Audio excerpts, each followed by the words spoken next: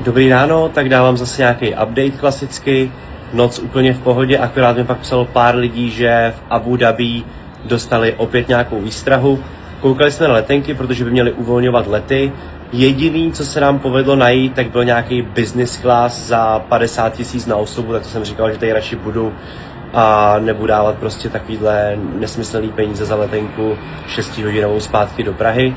Situace vypadá, že je klidnější, minimálně teda v Dubaji, je to tady víc v pohodě a už nejsou slyšet žádný rány. Lety, které jsou momentálně k dispozici na letištích a tak dále, jsou pro lidi, co měli už letět, ale neodletěli a ta daná cestovka nebo ta daná letecká společnost je bude kontaktovat, takže média píšou, ať lidi nejezdějí na letiště, ale právě ať čekají, dokud se jim ta jejich cestovka nebo ta jejich letecká společnost neozve. Držím palce, budu dávat update, díky moc, že sledujete.